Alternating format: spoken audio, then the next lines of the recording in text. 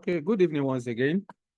Today we are going to be starting a fresh topic, which is a relevant course for decision making, a very important topic as far as ICANN performance management exam is concerned. A student cannot go to the exam hall without the deep knowledge of relevant costing. It's one of those frequent topics that ICANN usually test. Okay, so I will take my time to explain the underlying principle of relevant costing, such that any area or however examiner may want to test you on that day, you are not going to struggle as far as relevant costing is concerned. So this is because once you understand the principle, how to apply, how to interpret the scenario, especially as it has to do with uh, uh, raw material and labor, okay? Material cost and labor cost, okay? How to identify which line item is relevant, which one are not relevant. So all of these things, I will take my time to explain to you in details so that when you see it in a question, you will not struggle, all right? So let's take it one after the other. So um, basically, our approach today will be that I will give you the introduction, which will include the definition of relevant costs. We're also going to talk about the fundamental uh, uh, principles that you must take into consideration as it has to do with relevant costing. Not only that, there are some terminologies that you need to get familiar with, especially as it has to do with opportunity costs, differential costs, committed, uncommitted costs, avoidable, unavoidable costs, incremental costs. All these cost items, you must know them because oftentimes I can do ask students to explain or discuss. They will just list all those line items and ask you to explain them. So I will not dwell much on that. It's just a written, it's something you are going to read on your own in this material, but you must get familiar with them. You can't ignore them when you are studying relevant costing. So thereafter, I will also demonstrate for you how to identify relevant cost for material, because not the fact that material is a direct cost does not mean that is relevant, okay? So I will demonstrate, I will show you the shortcut for determining relevant cost for material and labor. Then thereafter, we are going to have illustration. It's a very simple to understand topic, okay? So let's take it one after the other. What do you understand by relevant costs? What are relevant costs? Simply put, relevant costs are costs that are directly attributable to a particular course of action in making managerial decision. I repeat, relevant costs are costs that are directly attributable to a particular course of action in making managerial decision. They are costs that change between alternatives as a direct consequence of decision taking. So what this simply means is that any cost that would be incurred purposely as a result of undertaking a particular course of action are relevant costs. So relevant costs are costs that are wholly, reasonably, exclusively, and necessarily incurred as a direct consequence of the decision taken. Okay? So as far as relevant cost is concerned, there are three attributes, qualities, factors, criteria, determinants, or or you can also say fundamental principles that you must take into consideration when determining relevant costs. One is future, two, incremental, three, cash flow. So let's talk about each of them one after the other. In November 2020, November, December 2020, after COVID, uh, a question was tested by ICANN 40 marks. The question was tested in 2019, November. It was repeated in that November, December 2020 as well. In that particular question, students were asked in the requirement number B of the question, students were asked to explain the management accounting technique and principle that can be applied in the situation as above. So in that particular question, in that particular requirement, students were expected to explain marginal costing technique. Not only that, they were expected to demonstrate their knowledge of relevant costing principle. So these are the things, when you want to explain relevant costing principle, these are the things you need to be talking about. After giving your definition of relevant costing, you must be able to talk about the fundamental principles of relevant costing. So by the time you list the three of them and begin to explain them one after the other, your book, your answer booklet is almost half full. So these are the things, that's what I'm saying, that you must understand, you must have deep knowledge of what each of the topic is talking about, so that however examiner scatter the question for you, you should be able to come out fine at the end of the day. So what do you mean by future? What is incremental cost? What do you mean by cash flows? So let's talk about them one after the other. I said that one key attribute of relevant cost is future. What do you mean by that? This simply means that relevant costs must relate to the future. Relevant costs must relate to the future. It must be futuristic in nature. So what this is saying is that any costs that have been incurred in the past are irrelevant and should be ignored, because management cannot change what has happened in the past. So the focus should be on the cash flow that will be incurred in the future. So that's why we are saying that for any cost to be relevant, it must relate to the future. So any cost that the company has incurred in the past, which are some costs, should be ignored, is because they are not relevant. I believe that is clear. I repeat again, relevant cost must relate to the future. It must be a cost item that has not been incurred at all. It must be a projection, a kind of future estimated cash flows. Okay, it's not something that the company has incurred. It's something they are about to incur. So that is the meaning of future. The second one is incremental. Relevant costs are incremental costs, and incremental costs are costs that change between alternatives as a result of decision taking. They represent increase or decrease in the cost item as a direct consequence of decision taking. So, for example, if in 2022,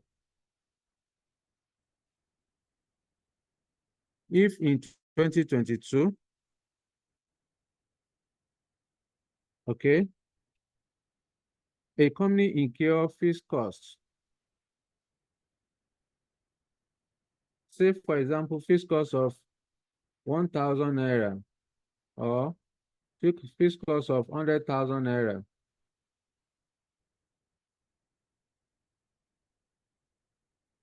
So in 2023, this fixed cost has increased to 120,000 naira. So if you are not asked, what is the relevant cost? What is the relevant fixed cost in 2023? The relevant fixed cost in 2023 will be the change that has occurred between the 2 years. What is the incremental? The incremental cost in this case is 20,000. Okay? So this is what we are talking about as far as incremental cost is concerned. Incremental costs are costs that change between alternatives as a result of decision taking. They are increase or decrease in cost item, or in cost item as a result of the decision taking. I believe that is clear. The last one is cash flow. Okay, the last one is cash flow. What do you mean by cash flow? Relevant costs are future cash flows. Okay, relevant costs are future cash flows. They must be cash item. What this is saying is that any non-cash item like depreciation, amortization, provision, or interest are irrelevant because they are non-cash item. They are not cash item. They do not involve movement of cash. So what this is simply saying is that when you have in a question, when you are given depreciation, when you are given amortization or provision or interest in a question, please you have to ignore them because they are not related to cash. They are not cash item. So because relevant costs must be cash item. It must be a cash flow. Okay. So whenever you are given a depreciation, amortization, please, you have to ignore them. Okay. So those are the three attributes, qualities, criteria, or factors that you need to take into consideration whenever you want to determine relevant costs of a particular course of action. So you can read more in this material. Now, like I explained, like I mentioned to you earlier on, there are some terminologies you should get familiar with. Okay. For example, even the examiner cannot be asking you what is cost, what is variable cost, all those ones are elementary. However, you need to know what is sunk cost. Okay. You read it from this material. I will not be explaining to you what sunk cost is all about. So we have a lot. So go and read about all this terminology, read all of them. What is committed, uncommitted, what is avoidable, unavoidable, all these line items. You must know them. What is differential? What is opportunity cost? Please go and read them through. Go and read them through. Okay. So now there are some on the day of your exam. Examiner will give to you scenarios. A scenario will be painted for you, and then different cost item will be given in the question. So you have responsibility to be able to identify which of those line items are relevant, which one are not relevant. Particularly as it has to do with material and labor, you must know how to identify relevant costs for material and relevant cost for labor. So right now, my job will be to explain to you in details how to identify relevant costs for material and labor. Somebody will ask me, Shebi, material, when you talk about material, it's a direct cost, therefore it should be relevant. When you talk about labor, labor should be relevant because it's also a direct cost. No, it doesn't work like that under relevant costing. The fact that direct material, direct material, direct labor are given to you does not make it to be relevant. Okay, it doesn't mean that it is relevant. So what are those things you must take into consideration for you to know the material is relevant and how examiner is going to paint the scenario for you on that day? So let us go through it together. Now, shortcuts. I want to show you shortcut for determining relevant cost for material. Okay, let's start from there. Shortcuts. I think I have it down here, but I don't want to go there yet. Let me explain some things for you before you go to the diagram. Okay. In the determination of relevant cost for material, the following items should be critically examined. Number one, current purchase price.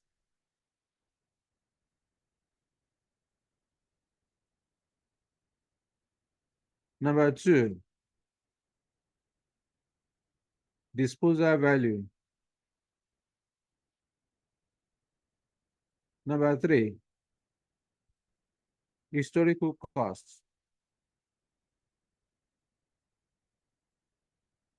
Now, let us explain these three line items one after the other, because on the day of your exams, some of these items will be given to you in the question. In the particular question, all these three items or maybe two of them may be given to you. So you must be able to know which one you should use. Now, let's take it one after the other. When you talk about current purchase price, what do you mean? The current purchase price is also known as replacement cost. It is the amount at which the item of inventory can be purchased in the market currently. I repeat, the current purchase price, also known as replacement cost, is the amount at which the item of inventory, that is raw material, can be purchased currently in the market. When you want to buy raw material, what do? You go to the market and buy. The amount at which you purchase that raw material in the market is the current purchase price. Therefore, the current purchase price should be used if it can be ascertained that the material is in frequent use and will be replaced. Okay? If, I repeat, the current purchase price or replacement cost should be used if it can be ascertained that the material is in frequent use and will be replaced. Okay, so that is only when you use the current purchase price. If in a question, if a scenario is printed for you and you can see current purchase price, examiner has given to you current purchase price, you're also given historical cost. The one you are going to choose is the current purchase price. Okay, you choose the current purchase price because historical cost is a past cost. So you choose the current purchase price. Let's move to the next one. Disposal value. What do you mean by disposal value? This is also known as resale value, net realizable value, trading value, scrap value, okay, etc. It represents the amount at which the item of material held in store can be disposed of. I repeat, the amount at which the item of material held in store can be disposed of is what is known as disposal value or scrap value. The scrap value will represent a saving to the organization. I repeat, scrap value would represent a saving to the organization. Therefore, the scrap value should be used. Sorry, sir, can you come again with Don't worry. You are going to, I will come again, but then it's a video, it's a recording that you are going to get later on so that you can achieve much. All right. But I will attend to your question. Now, what I'm saying is that repeat the because I'm okay. picking it from offhand. I'm doing it offhand, Okay. so I don't want to be distracted. Okay. Yeah. So what I'm saying in essence is that if it can be ascertained that the material will be disposed of and is no longer needed, then the disposal value will represent a saving to the organization. I repeat, if it can be ascertained in the question that the material held in store is no longer needed and will be disposed of, therefore, the disposal value will represent a saving to the organization.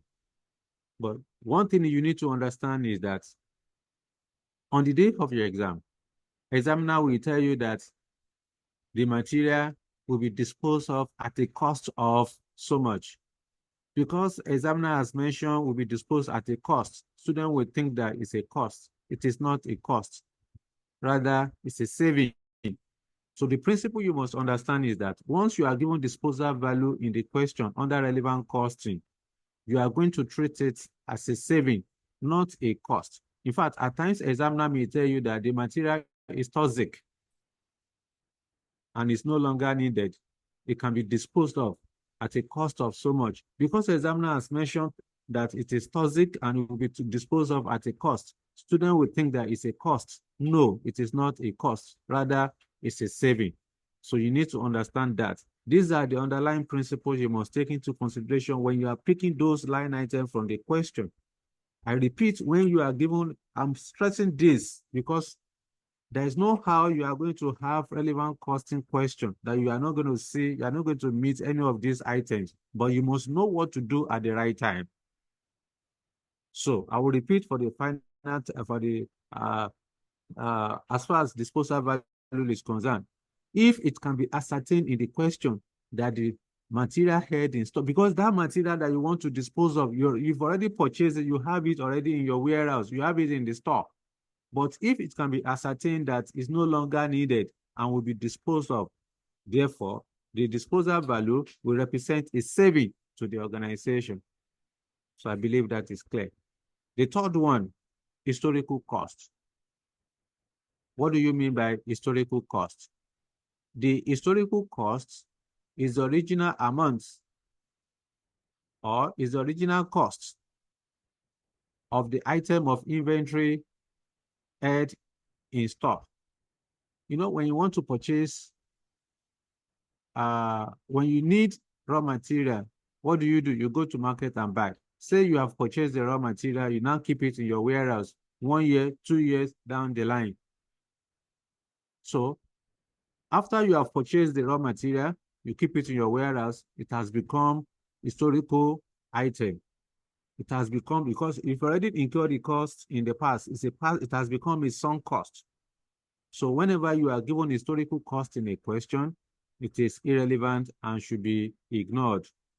You don't use historical cost, because historical cost is a past cost, and any past cost is a sunk cost. Sunk costs are irrelevant costs and should be ignored.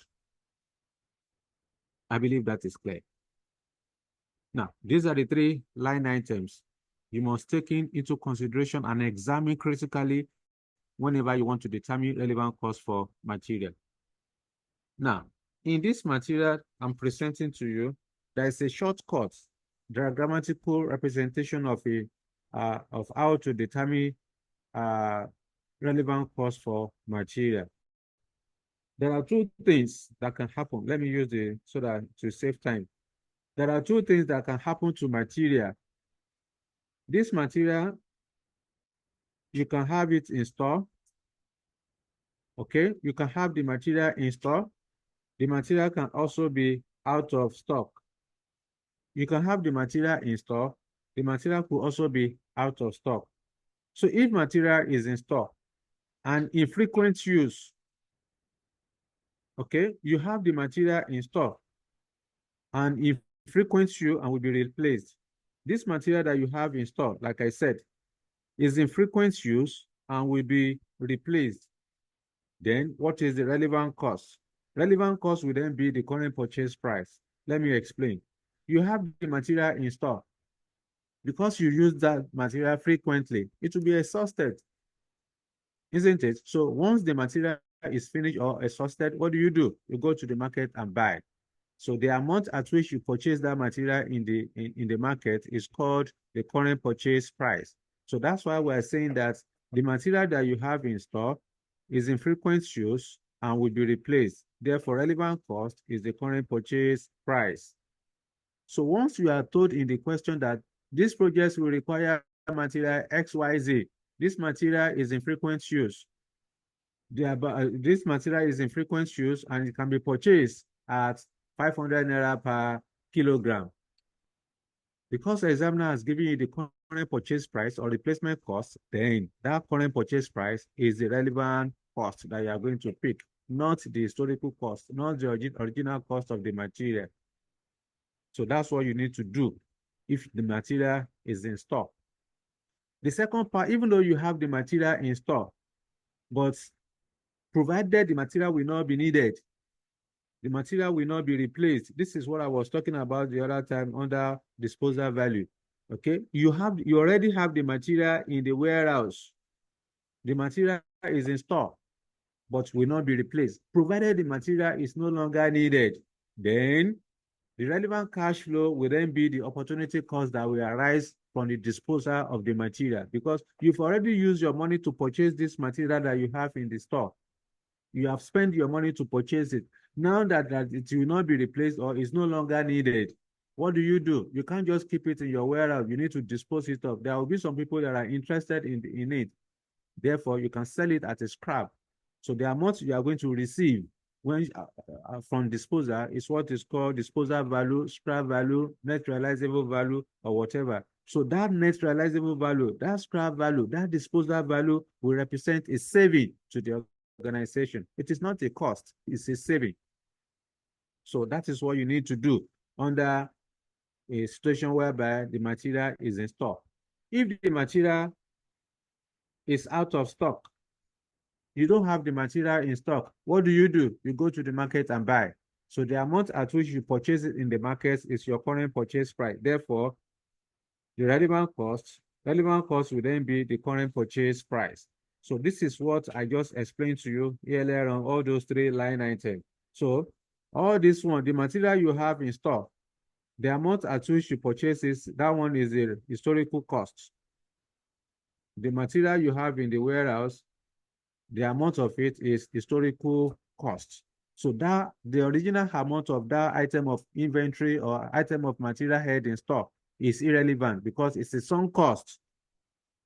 So only the replacement cost or current purchase price are relevant, or the disposal value that will arise if the materials is disposed of, okay, which will represent a saving.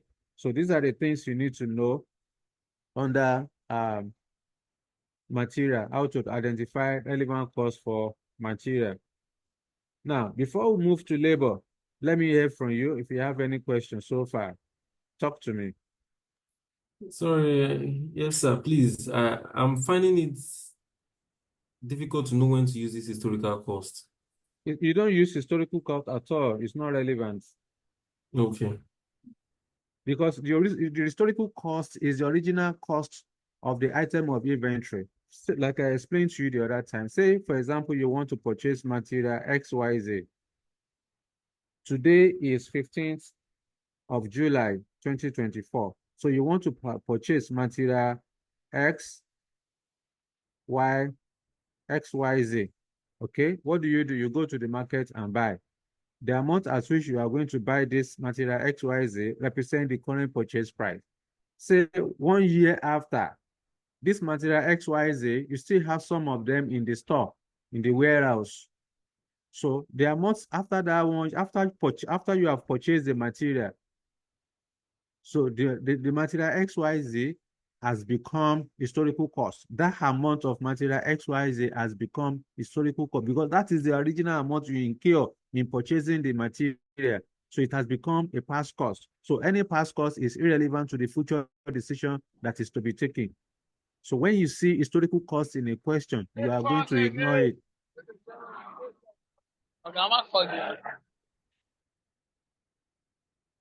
So when you see historical cost in a question, please ignore, it is not relevant. Okay? It is not relevant at all. Yes, any other questions so that we can move to how to identify relevant costs for labor? Hello, sir. Talk to me. Okay. That of historical cost, Yeah. since the material has already been purchased, Yes. and will it not be used for that contract? No, because you have been told that it's in frequent use and will be replaced. So the bottom line is that you don't need what you have in the warehouse again, provided that it's in when you use something frequently, certainly it will be exhausted. That means you will need to replace it. So that is the bottom line. That is where we are going. So rather ignore the price at which it was bought. Rather, will be replaced. You ignore it completely. It's not relevant. You ignore it. Number two. Yep. I want to figure out why a stock will be held in store and it will not be needed or relevant for that contract, and it has to be disposed. Hello, sir, please. Yes, and it has to be disposed. Since it has to be disposed and it is not used for the business, and it has to be disposed not because we want to have the contract. So why do we need to less that from the cost of the, or why? What is the rationale? What can we figure out that? The thing is that you have material in the warehouse. This material is in frequent use. So that means you want to replace it. When you want to replace, you go to the market and buy. The amount at which you are going to buy down is the current purchase price we are talking about. This material, you have already purchased it before. You have it in the warehouse. It's no longer needed. Do you get that? The material, please mute. The material is no longer needed. Because it is no longer needed, what do? You dispose it off. Once you dispose it off, you are going to get money in return. Say, for example, your phone, you are using, say, whatever, you are using a phone that is, maybe you have used that phone for like 3-4 years. So you are now tired of that phone. You don't need it again. What do? You are going to dispose it. You are not throwing it away. You sell it, isn't it? You sell it, then you don't use the money, you now add to the money you sell it and they buy a new one. Is that not what you're going to do? The same thing in this one. The material, you have it in the store, is no longer needed. What do? You dispose it off. You get money in return. Okay? So that money you get in return is a saving. It will represent a saving to the organization. Is it clear now, Abdulateef? I'm with you, sir. I'm okay, sir. So because you've already purchased that material that you kept in the warehouse, but you are told that it's no longer needed or will not be used for the contracts, will not be used for the contract. So the interpretation is that you are going to dispose it off. But what I'm now saying in essence is that examiner will tell you that it will be disposed of at a cost. It is not a cost, rather it's a saving, because disposal value will represent a saving to an organization. Okay? All right. Yes. Let's move to how to identify relevant costs for labor. Okay? How to identify relevant costs for labor. I don't know. I think this is coming from Stephen. Let me stop sharing this document and reshare again. It's showing all these marks. It's coming from one of you.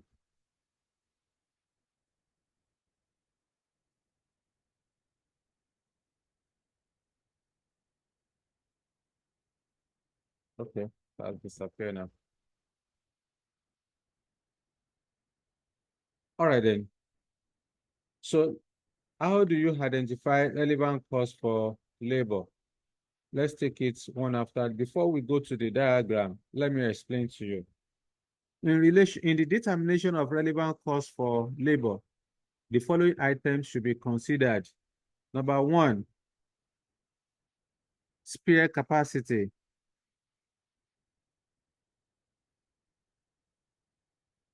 Spare capacity.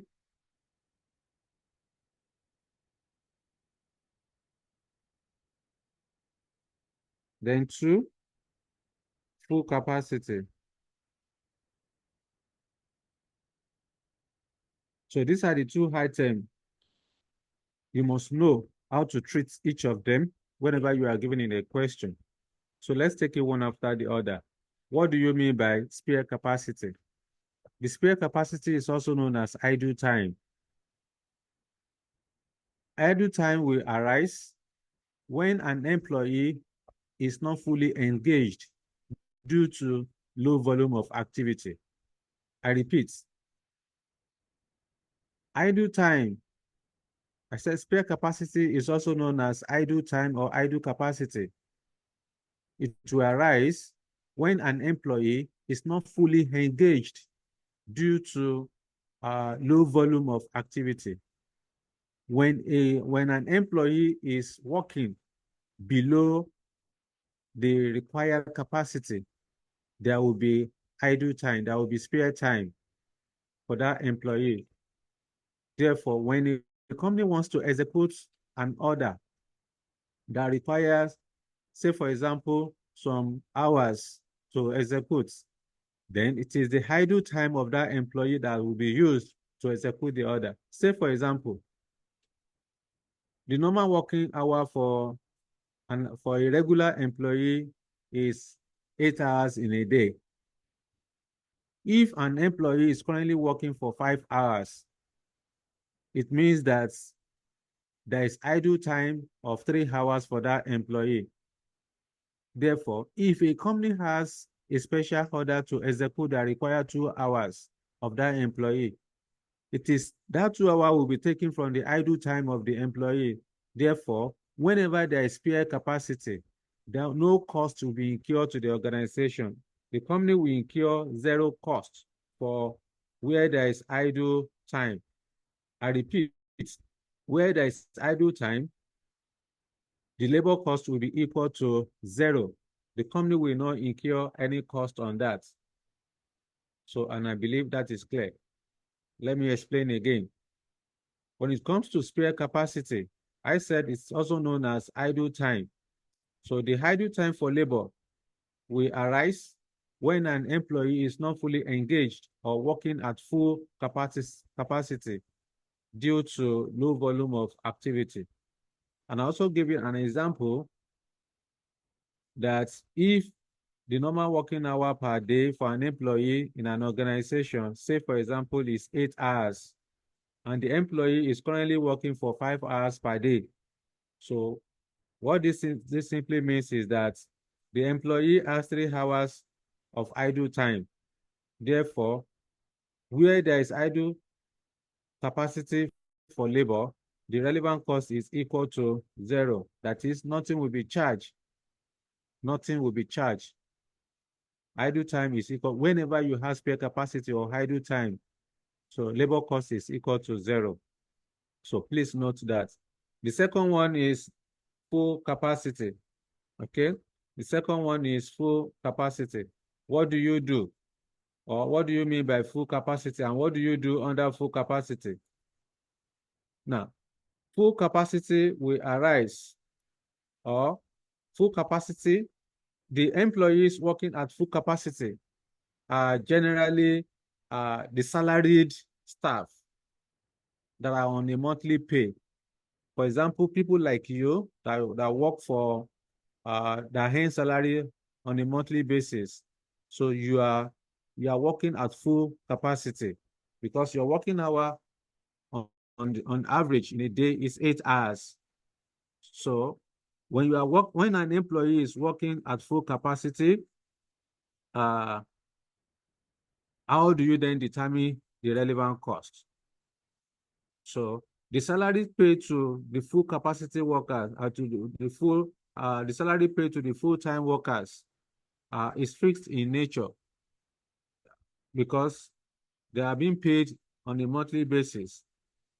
Therefore, the labor cost of employee working at full capacity within the organization is irrelevant, meaning that the salary of that employee that is working at full capacity is irrelevant because on a monthly basis is when you pay that salary. So it is fixed in nature. So the salary of that employee, when you are given a labor cost and you are told that the employee is at full capacity, you should know that the salary of that employee is irrelevant. You ignore it. In this situation, the only relevant cost under full capacity associated with labor will be the extra cost that the company will incur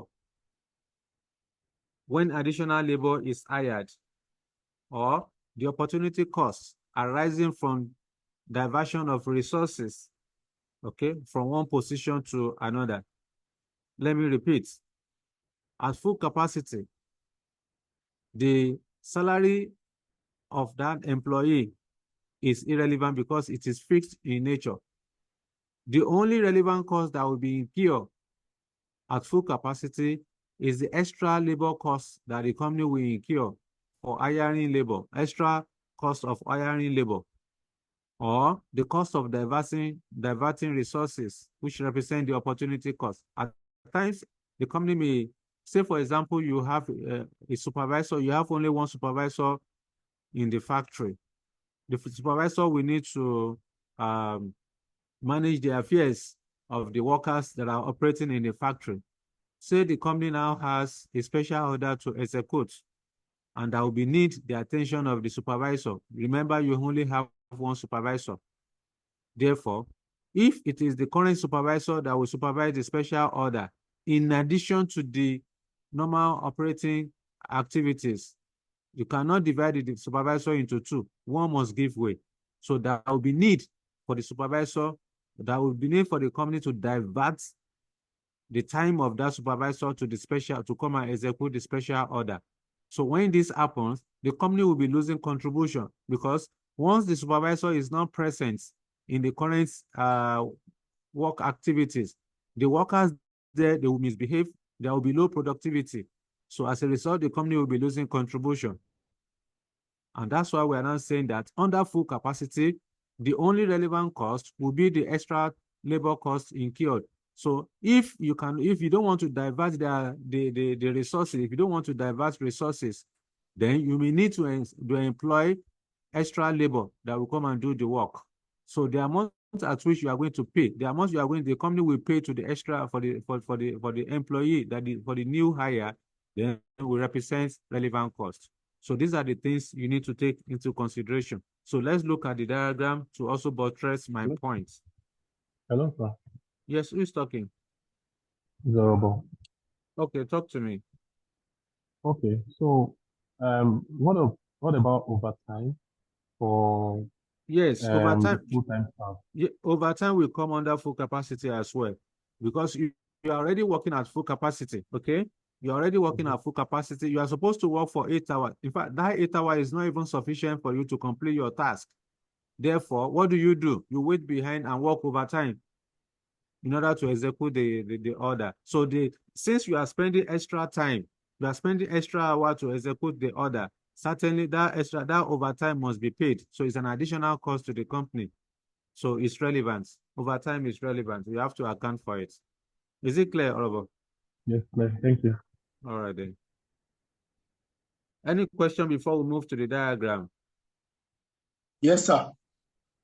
Talk to me. Okay. In summary, sir, under full capacity, Yes. there are three things to consider. Is either the question we talk about extra labor hour cost, or the question we talk about the movement of labor from one to the other, or it will talk about the third overtime, Abi? Yes, all those ones are relevant. Those are relevant costs. Yeah. So hello, sir. yes, talk to me. My question is this: under the full capacity, the situation where a company uses wages, like they pay on a weekly basis or on a daily basis. on daily basis based on the job, on the job or particular job on hand. So they want to estimate that, okay, this is also job we are going to do. Every 1 hour we pay also amount for a particular worker. In that situation, can we still say that the labor cost is irrelevant? For if the worker is directly, the company are just incurring the cost because they are on a daily pay. Certainly they are going to spend their hours. The company has not incurred it, so it's not like somebody that will be paid on a monthly basis. So those are people that are directly, involved in the production. People that are paid on a daily basis. So those ones are relevant. They are relevant because the company has not incurred it, so it's not fixed. So it is only those that are on a salary basis. Those ones that are on salary basis at full capacity, those ones are irrelevant because whether you execute an order or not, you must pay them their salary. Sure. So those ones are not relevant. So in summary now, how to identify relevant costs for labor under idle time. Whenever you have spare capacity or idle time, relevant cost is equal to 0. Nothing will be incurred because it is the spare time that the company will use to execute the order. Then under full capacity, I said the employee are on full capacity are the ones that are on salary basis. Therefore, the salary paid to the full-time workers is fixed in nature. Okay, it's fixed in nature because they are on a monthly pay. However, the only relevant costs associated with labor under full capacity is the extra cost the company will incur in hiring labor or cost of diverting resources or overtime. So these are the things you need to take into consideration when you are determining relevant costs for labor. So quickly, let's look at the diagram. So after the diagram, then we now have illustration. Okay. Yes. Now, as far as labor is concerned, you must take it. This diagram will also help you to understand what I've been saying as far as labor cost is concerned. So when you say labor, two things can happen to labor. You can have spare capacity, idle and spare time or idle time. You can also have full capacity for labor. If there is spare capacity for labor, so what we are saying is that relevant cost is equal to 0. So under spare capacity, relevant cost is equal to 0. Nothing will be incurred. However, at full capacity, two things can happen to the company. It is possible that the company may be able to hire more labor in the market. So if the company is able to hire more labor in the market, so be it. The extra cost that the company will incur for hiring that labor is the relevant cost you must consider. For example, like I said, the company can hire more labor. When you hire labor, won't you pay? Certainly the company will pay. So the money you are going to pay for those labor is relevant. So you have to account for it. Again, under full capacity, it is possible that the company cannot hire more labor. If the company cannot hire more labor, what that simply means is that it is the existing staff that will do the job. How are they going to do the job? Two things can happen. It's either the company diverts resources or the workers work overtime. Those are the two things that can happen if the company cannot hire more labor. We have to do it ourselves. So it's either you leave what the employee leave what he or she is currently doing to come and execute a special order.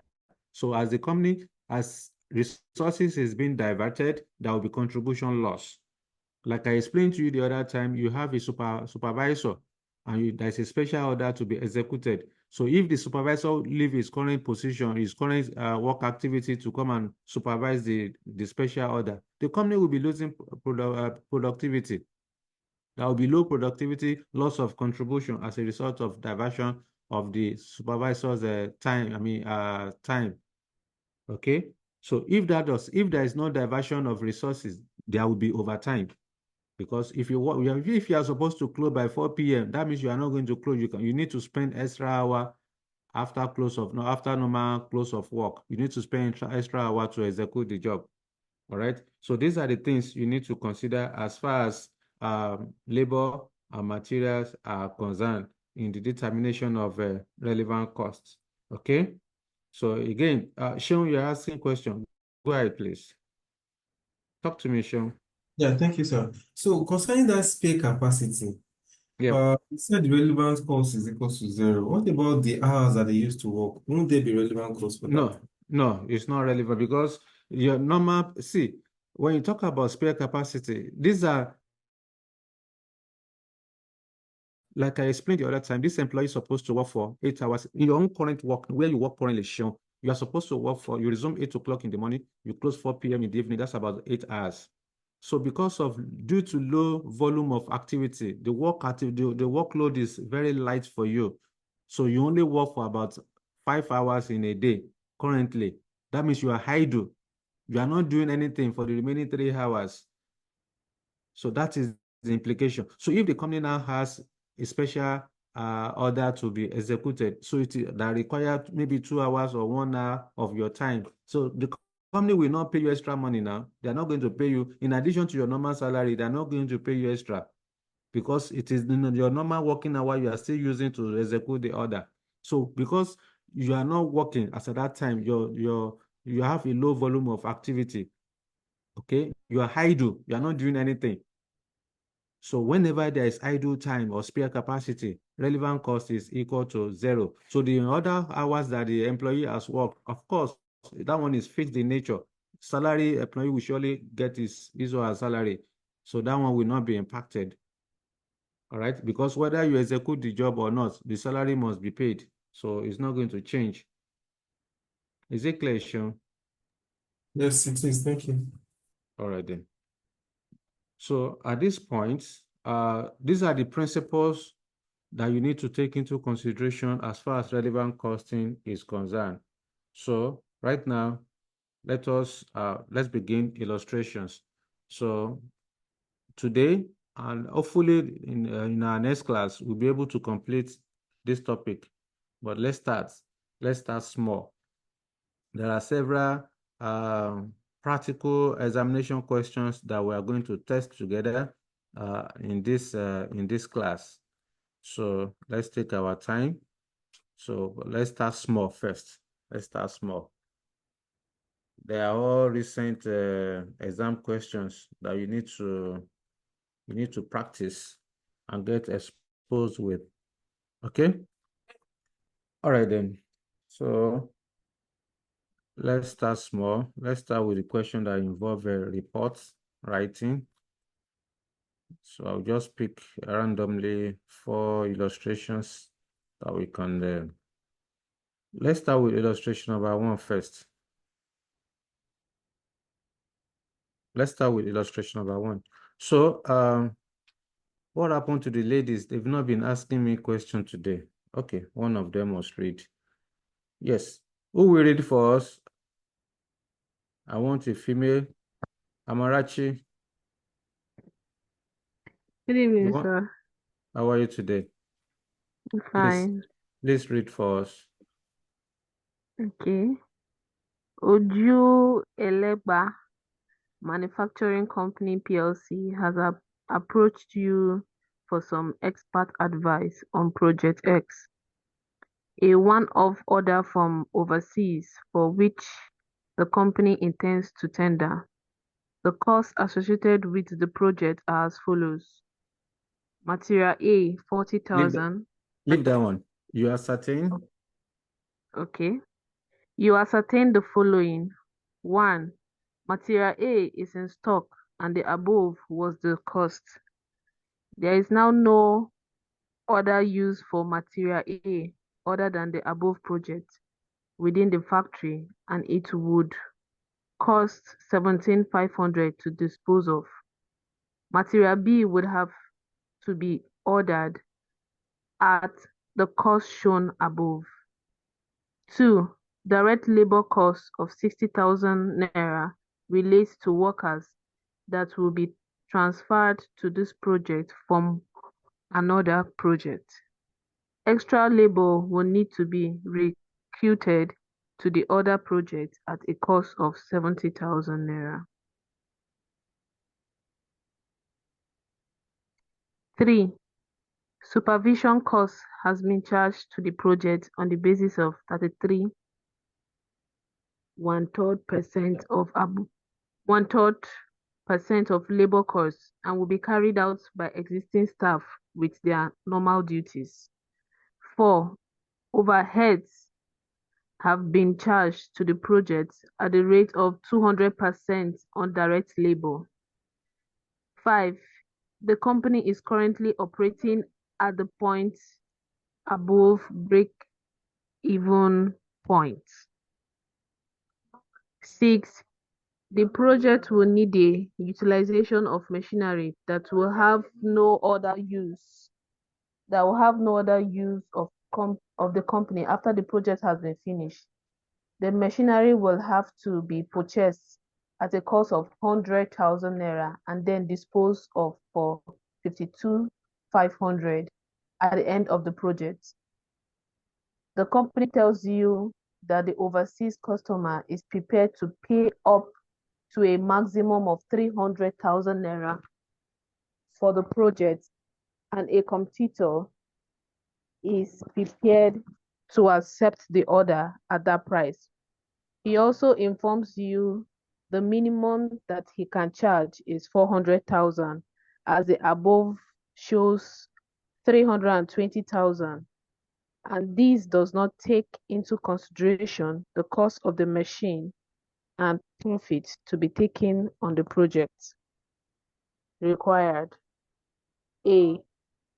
Cost the project for the company, clearly stating how you have arrived at your figures and giving reasons for the exclusion of other figures. B. Write a report to the company stating whether the organization should tender for the project, stating the reasons why and the price and bearing in mind that the competitor is prepared to overtake the project for 300,000 naira. Thank you very much, Amarachi. That is the question. Now, before we solve this question, let me just tell you, as far as relevant costing is concerned, there are some exam tips that you need to take into consideration.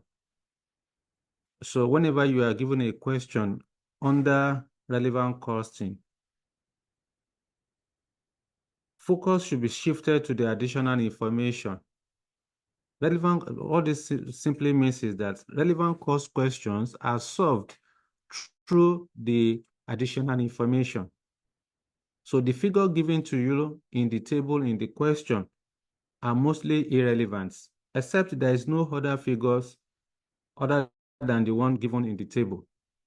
So all those figures the examiner has given to us in this question, they are mostly irrelevant. You ignore them, except there is no other one apart from those numbers given. So that's another thing you must take into consideration. 3, when you are required to cost a project or determine the minimum price to quote, the examiner is simply asking you to calculate relevant cost. I repeat, whenever you are required to cost a project or determine the minimum price to quote for a project, the examiner is simply asking you to calculate relevant cost. Number 4, if you are told in a question that material or any other assets will be disposed of at a cost, you are the one that will interpret it, or you are going to treat it as a saving, that is cash inflow. This is what I explained to you under disposal value. So when you are told in the question that material or any other material, any other asset will be disposed of at a cost, because the examiner has mentioned a cost, an average student will treat it as a cost. It is not a cost, rather it's a saving. You are going to interpret it to mean a saving, it's a cash inflow. Then finally, number 5, if you want to earn your full mark, for you to earn your full mark under relevant costing, it is important that you state all the underlying assumptions that you have made in your calculation. Otherwise, you are going to lose valuable marks.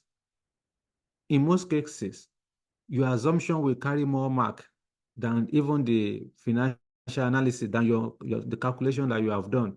So it is important, whether examiner asks you or not, you have to state your assumption. You need to let the examiner know your position, how you arrive at your numbers.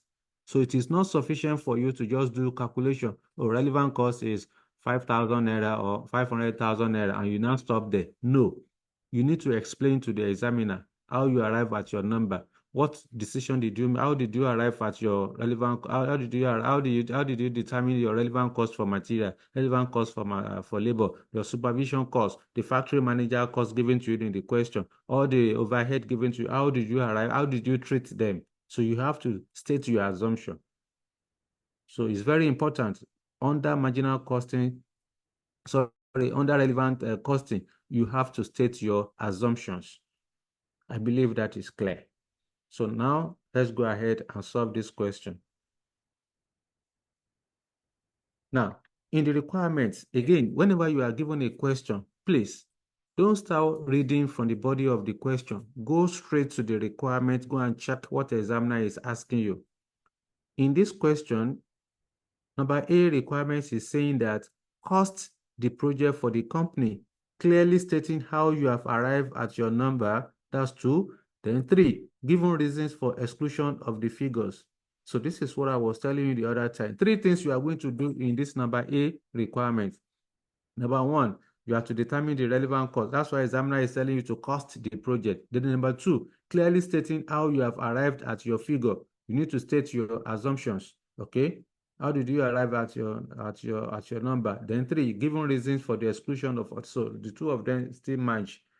Stating how you arrive at your number and then give reasons. Those ones are your assumption that you need to explain.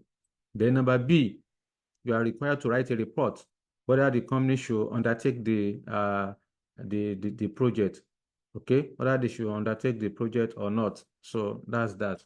So we have two stages to this question. One, we solve for A, we also solve for B. B is very direct because it's just a report writing. It is the result you have in number A that you are going to put in your report writing.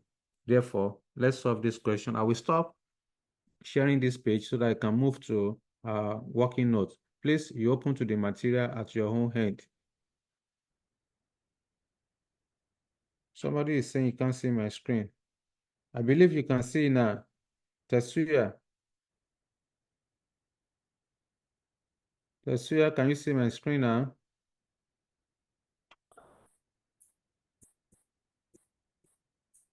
Okay. Yeah, come. Okay then. Sorry, did I pronounce your name very well, Tetsuya? Yes, sir, you did. I tried. It's okay. It's okay. I will just call you. Should I call you Tets or Suya? Which one do you prefer? Whichever one is fine. I know you are not Suya. It's okay. Let's move on. All right then. Okay, let's stop sharing. Let me pick in the working notes. Where is that? Okay. How many pages are in this stuff? Okay, I believe you can see the working note, right? Okay. Yes, sir. All right then. So the name of this company is,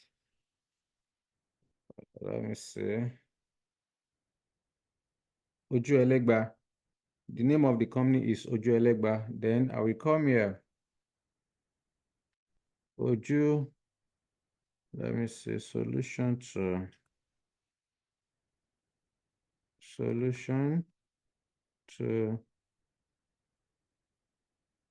illustration number 1. Ojuelegba. Manufacturing Company PSA.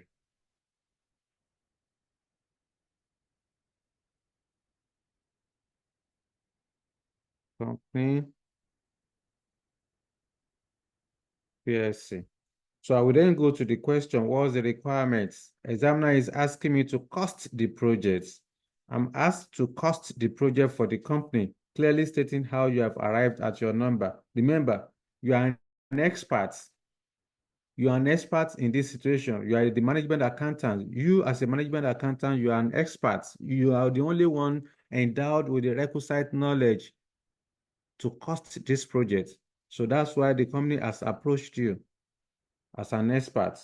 So in that case, because in the question, the examiner asked me to cost the project, I know this relates to relevant costing.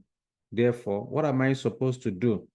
I will just go straight to the question, go straight to the additional information and begin to solve it one after the other. I will ignore the table given to me. All the figures given in the table that made up 320,000 naira, I will ignore them.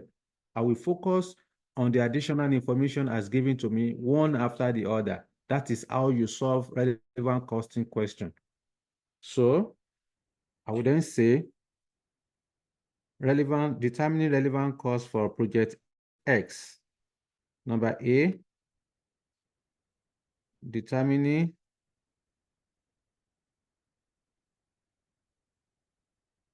relevant cost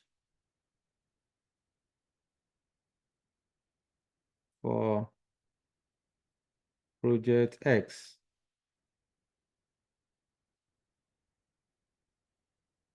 So I can create, if I like, if possible, I can create 2 naira signs. Then let's go back to the question together. In the first paragraph is just an introduction. So immediately after the table, you are told that you ascertain the following. Material A is in stock, and the above was the cost. When you look at the table, material A, the amount given for material A is 40,000 naira. You are now told that material A is in store, and the above was the cost. You remember when I was explaining to you how to identify relevant costs for material? The material is in stock and will be replaced or will not be replaced. So in this case, examiner is telling you material A is in stock and the above was the cost. There is now no other use for material A other than the above project. There is now no other use for material A other than the project within the factory, and it will cost 17,500 naira to dispose of. You can see, examiner has told you there is now no other use for material A, and it will cost 17,500 naira to dispose of. So because examiner has mentioned cost, student may think that, an average student may think that this is a cost. It is not a cost, it's a saving. Therefore, we are going to treat the disposal value of 17,500 as a saving. So I will then come here, material.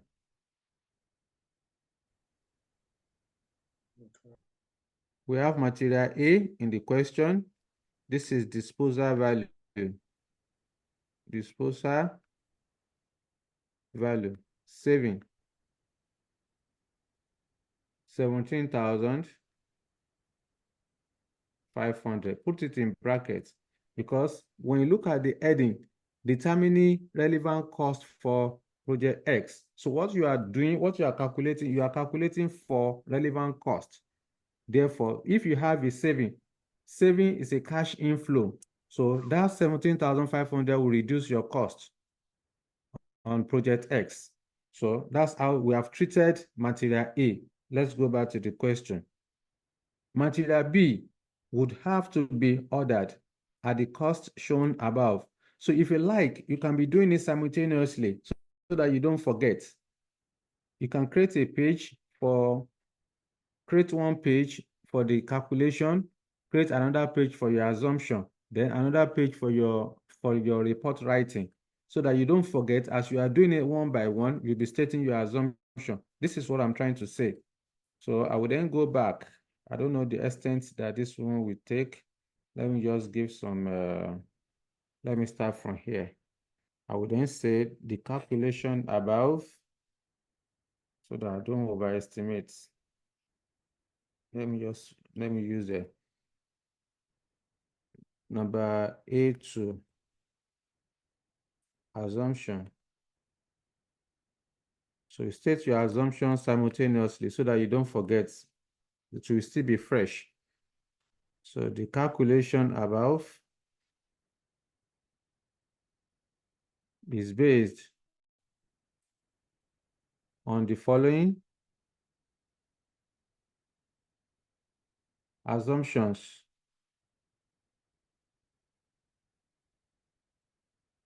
Number one, material.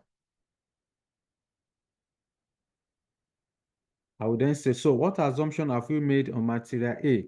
I would then say the cost of material A, the cost of material A of 40,000. So I didn't put material, I didn't put A. The cost of material A of 40,000 naira is irrelevant because it's a sunk cost.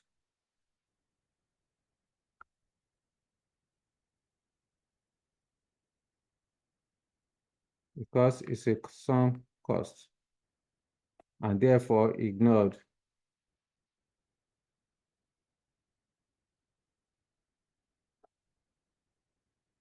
The only relevant cash flow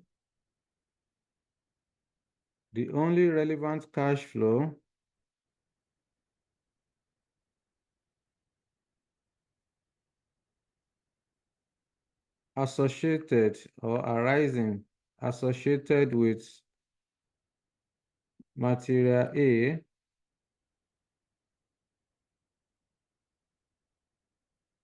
is the savings,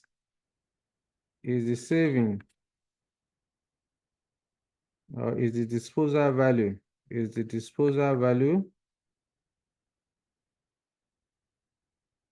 of 17,500 naira, which represents a saving, which represents a saving to Ojuelegba.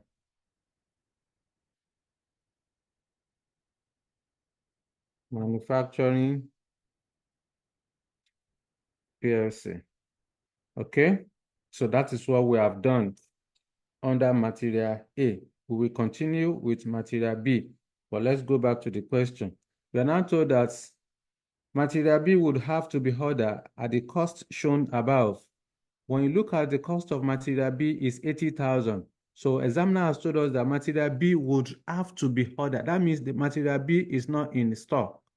Material B is not in stock, so it will have to be ordered. So that means the amount you are going to buy it is that 80,000 naira is given to us. So 80,000 naira is relevant. So let's go and post.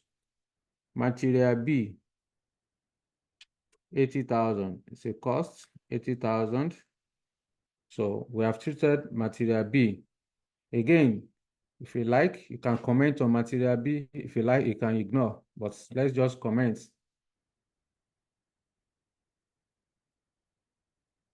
Okay, I would then say, in addition,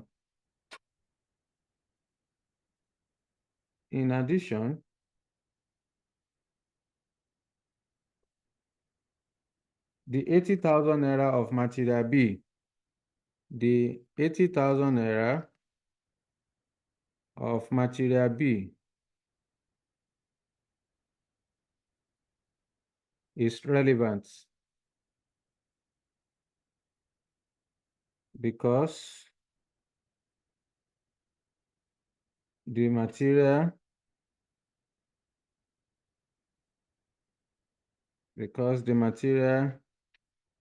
is not available and we need to be purchased at that amount.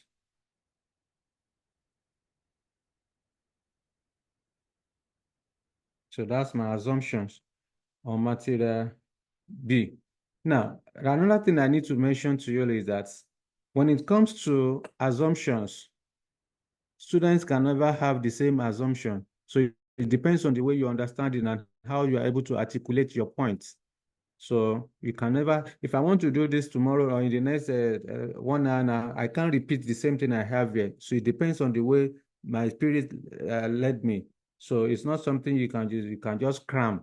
No, it has to be, you must be able to articulate your point at each time you want to state your assumption.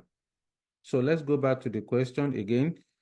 So the second bullet point, direct labor cost of 60,000 naira relate to workers that will be transferred to this project from another project. Let's explain that.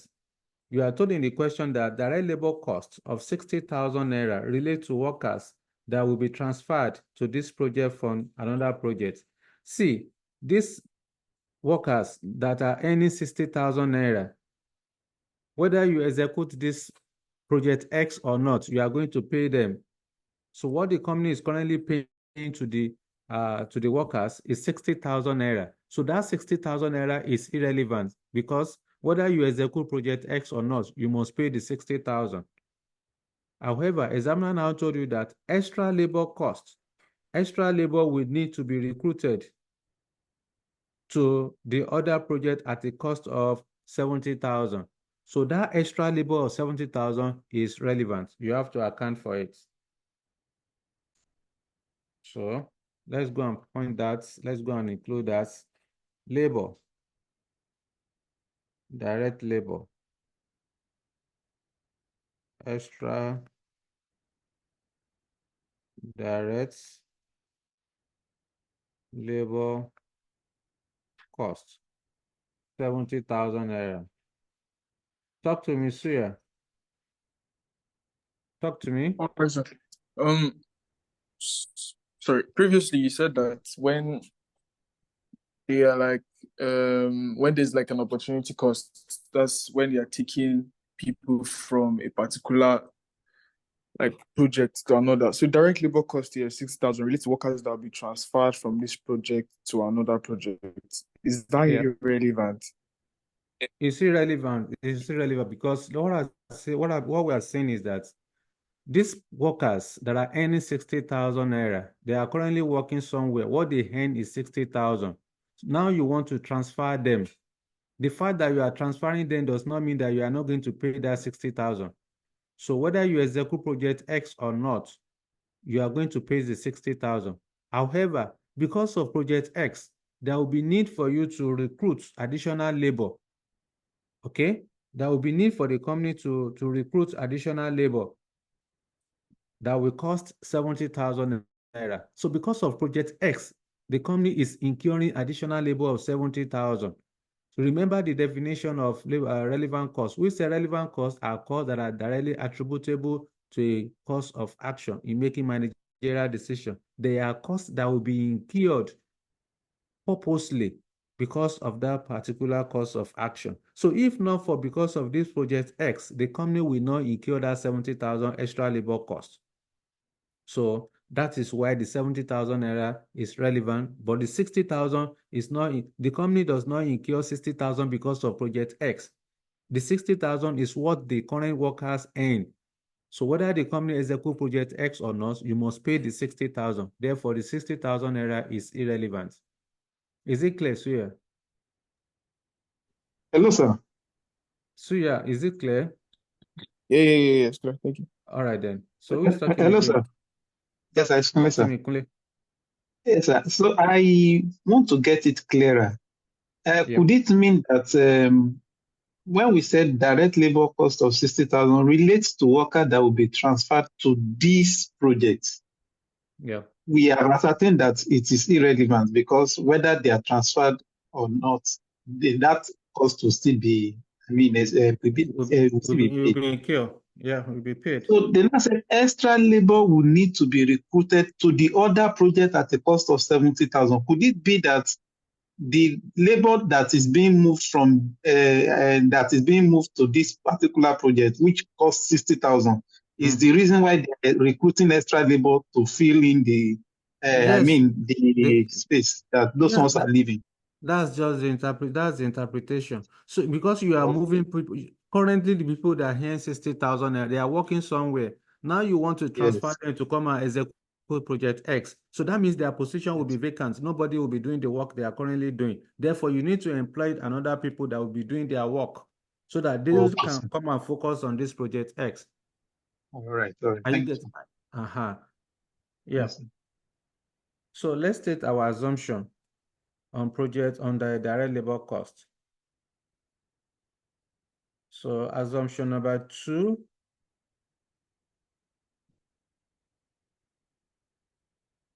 Direct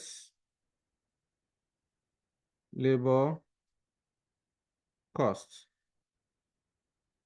So what assumption have we made? I will then go back to the, see, assumption is not something that you are going to fabricate. Everything is there in the question for you. It's just left for you to be able to deduce what you are trying to, or to articulate what you are trying to, the assumption that you have made. Okay, it's not something you are going to fabricate on your own or off points. Okay, then, so let's go back to the question. So in that requirement number 2, what assumption did we make to arrive at our answer that we noted down? We said that the 60,000 naira is not relevant. So let's put it down. So the cost, the direct labor cost, the direct labor cost of 60,000 naira is not relevant. This is because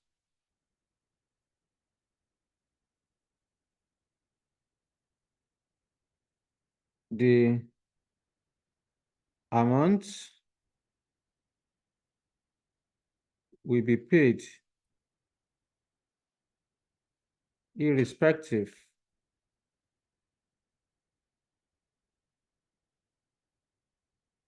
irrespective of whether project X is executed or not.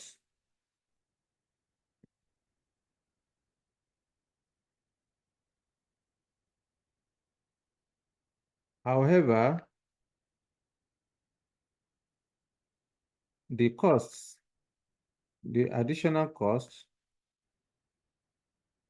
of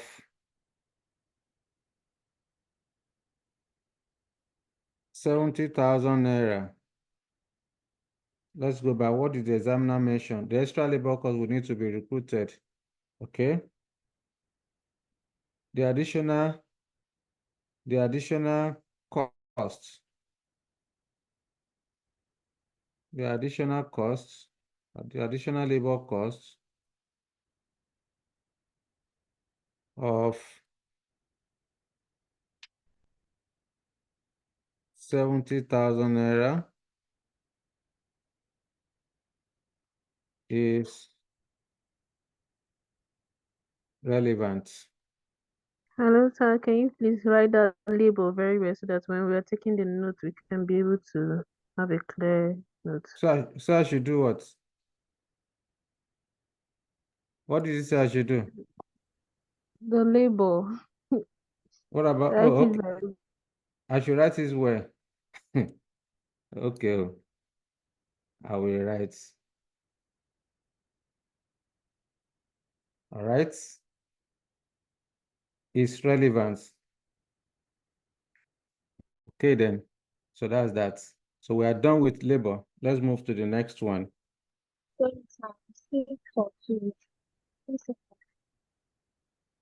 so let's assume, because from your former explanation, Congress, what are you saying?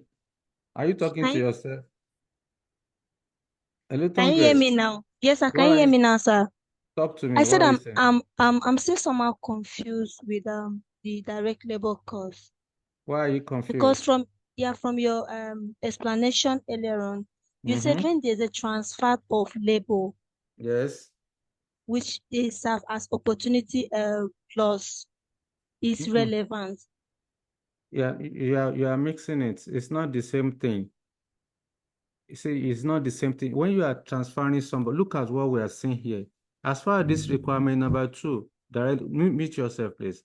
As far as this requirement number 2, additional information number 2 is concerned, it's a different thing as diversion of resources. Look at some workers, they are currently earning 60,000. They are working somewhere and they are currently earning 60,000 naira. So whether you execute this project X or not, you are going to pay that 60,000 naira. So maybe because of their expertise, they are now being transferred to come and execute project X.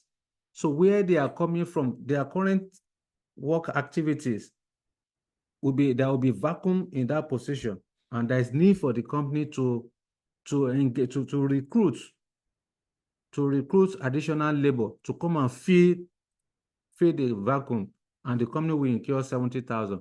So that 60,000 naira will surely be paid whether the company execute project X or not. So it seen as much that the cost will not change, then that 60,000 naira is not relevant.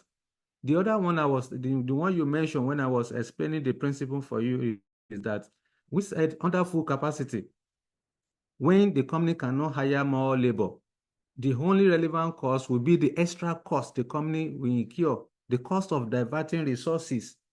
In this case, the company, even though you are moving the current worker that earns 60,000 naira, that 60,000 naira, you must pay it.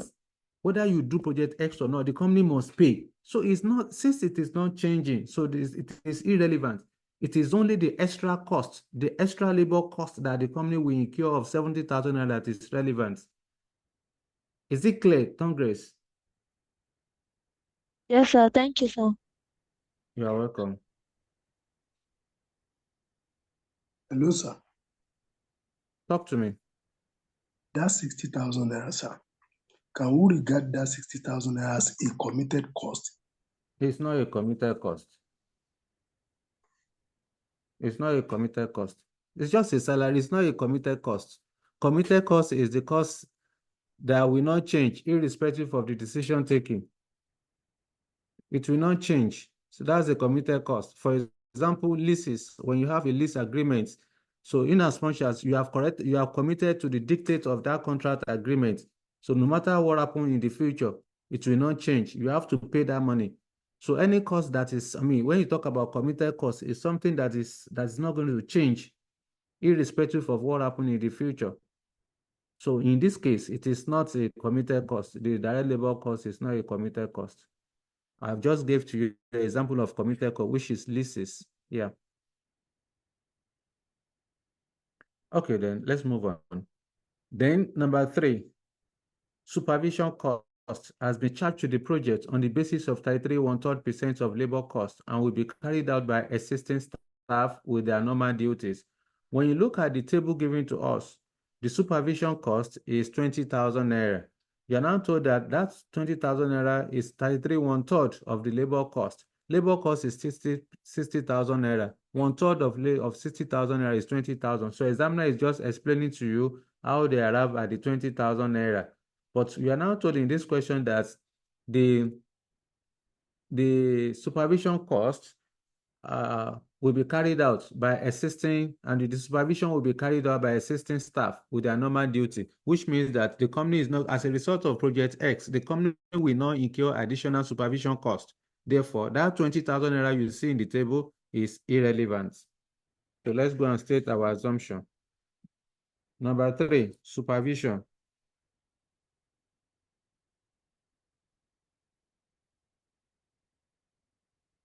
Supervision costs.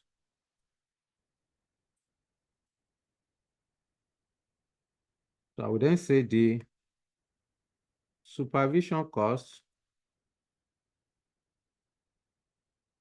of 20,000 naira given in the table or given in the question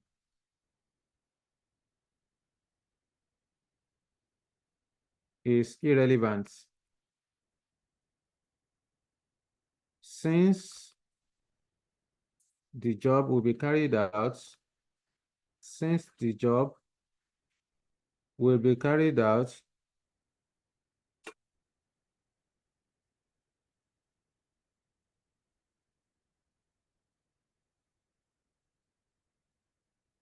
by assisting staff. So the company is not incurring additional costs as a result of supervision. Therefore, the 20,000 naira is irrelevant. So ignore.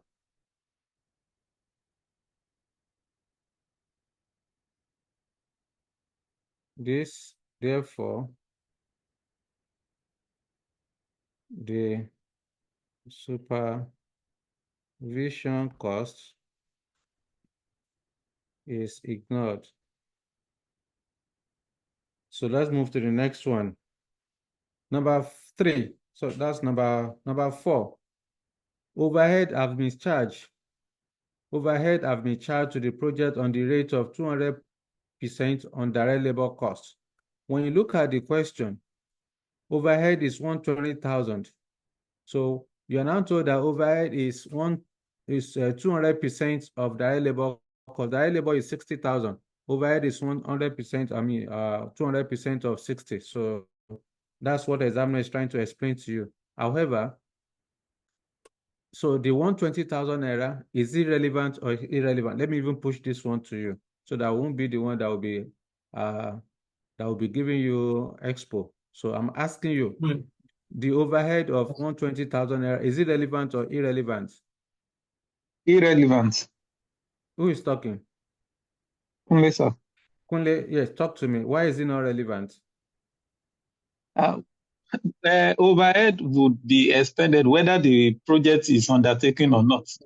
So it's irrelevant. And since it's also based on the fact that, it's a percentage of direct labor, and we have already ascertained that the direct labor cost of 60,000 is not relevant. So I don't think the overhead will be relevant also. Okay. So who wants to try it again? Kunle has given us a clue. So Yes, who want to try again? Overhead is constant, whether the project continues or not. Okay. They will still Irrespective. extend the 20. Okay, overhead will be incurred irrespective of the decision taken on project X. That is also correct. Then who again? Another perspective? Like something I'm looking to hear from you. Yeah. Abdulatif and Kunle, I mean, Ahmad and Kunle have said their points are correct. But listen, I want to hear something. Okay. Joy, you want to try? I want to try. Talk I to don't know. me. All right, so overhead is irrelevant, right? Because it doesn't meet the principles for relevant costing. That is, it's not futuristic, Okay. not incremental. I think it's a cash flow because you have to spend. I don't know.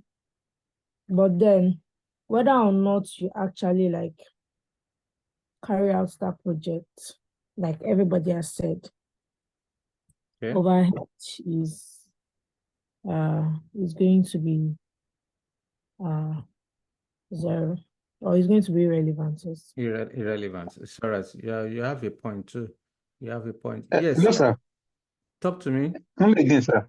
I just want to add that the overhead there is a general overhead because we are not being told whether it's whether fixed overhead or variable overhead.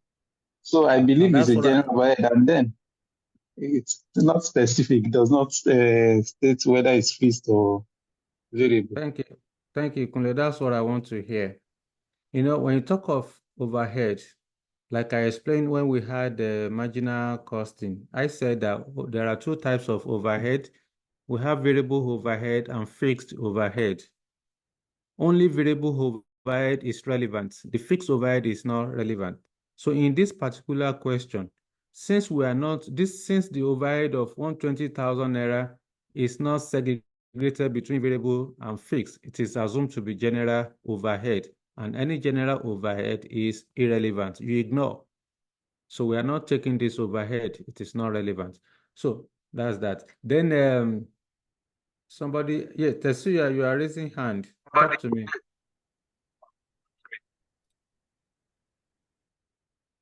Tetsuya, you raise hand. Sorry, sir. I guess those from previously. Oh, okay then. Mute. Okay. I just wanted to ask a question. So, if it's variable overhead, in what circumstance? You are going to include it. If it is variable overhead, you account for it. It's relevant. Okay, so the cost, right? Relevant cost. It's relevant. Variable overhead is relevant, so you account for it. All right? Thank you. You're welcome. Now, let's state our assumption on overhead. Number 4.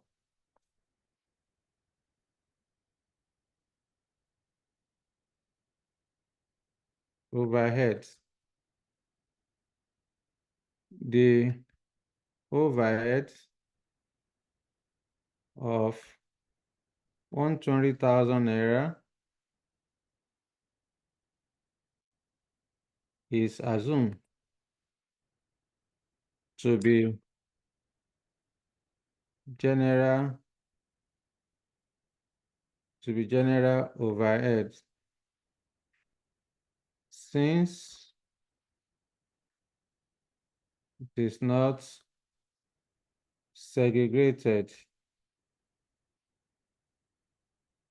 between variable and fixed. Therefore,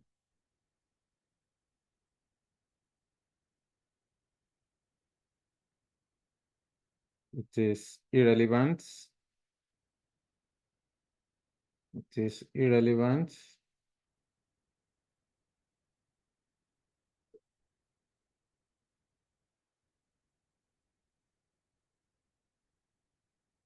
And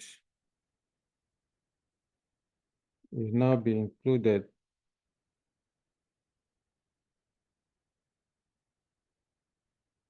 in the project cost.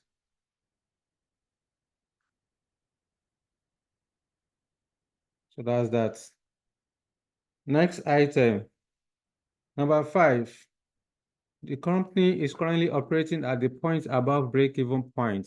So when the company is operating above break-even point, it means that the company is profitable. It means that the company is profitable. So if the company is operating above break-even points, so the company must execute a project that will be profitable, that the company will be able to earn or achieve extra profit from. So that's the interpretation of that, but there's nothing like calculation in that statement. So you can only comment on that when you are writing your report, so which we are going to do later. Then number 6, the project will need the utilization of machinery that will have no other use of the company after the project has finished. The machinery will have to be purchased at a cost of 100,000 naira and then disposed of for 52,500 at the end of the project. So who can tell us, how do we treat this information, number 6?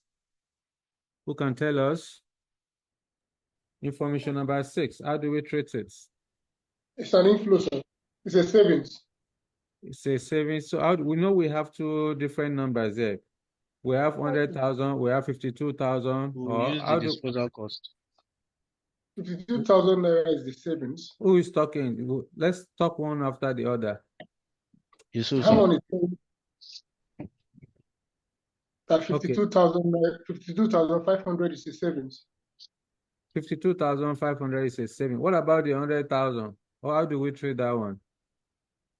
Remember, we are told that the machinery will have to be purchased. They have not purchased the machine. It's because of Project X they are buying the machine. So how do we treat that? There's a relevant Hold on. Please, if you want to talk, raise your hand like Tetsuya, then Sheon has done. Please, if you want to talk, don't just talk randomly. Raise your hand, then I will call you to talk. So Tetsuya is the first person that raised them. Yeah, talk to me. All right, sir. So we'll treat the 100,000 naira as relevant cost and then 52,500 as a saving, since we are buying it only because of the project and we'll dispose it immediately after, since it's of no use of the company after. So what you are saying is that we are going to deduct the 52,000 from the 100,000. Is that what you are saying, Tetsuya? Yes, but not like yes. Pardon? Yes. Okay. Sheon, talk to me. Yeah, so I'm going with what you just said. So just that we're going to have a net of 47,500. Okay. Yes, Kunle. Yes, sir. The 100,000 naira is the current purchase price of the machine, while the 52,000 naira is the disposal value. So it will net each other to arrive at the relevant cost of 47,500. It's okay. That's fine. That's it. That's what we need to do. All right. So let's quickly. Ahmad, raise and talk to me. Yeah, that's it. The 100,000 naira is futuristic. It is relevant, and the 52,500 is a savings. That will be that will have to be net off. Okay, thank you. Yes, that's that. You are correct. So let's go and account for that. Yes, on our table, machinery. I wouldn't say machinery.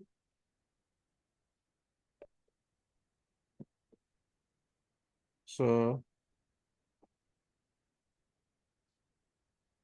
machine utilization costs,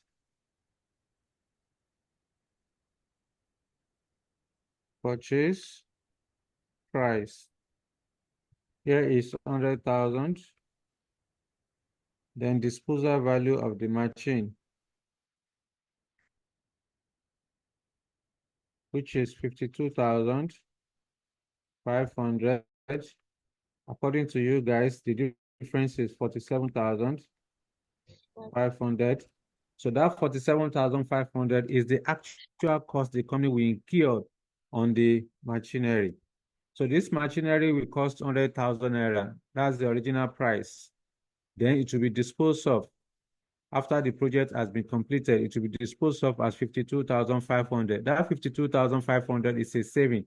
Therefore, the net amount is the actual cost that the company will incur to purchase the machine, which is 47,500. Okay, so let's state our assumption before we move to the next one. So machinery. Assumption number 5. Machinery. Okay.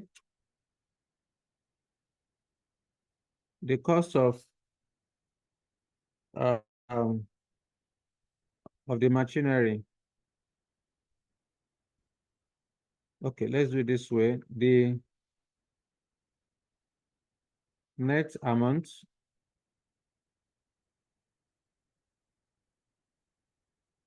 only the net amount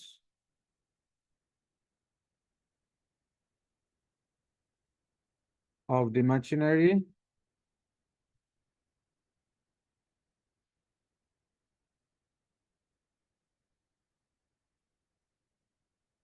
will be considered, will be included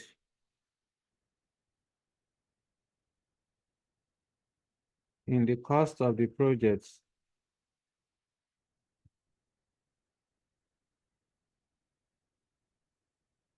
Okay, in the cost of the projects.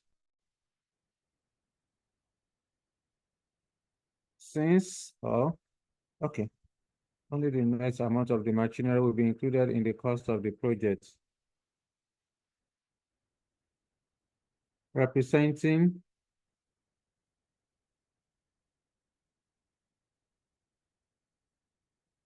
the difference between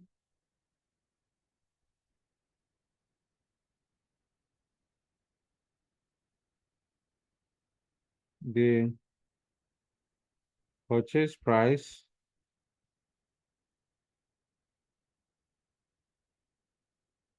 of 100,000 naira and the disposal value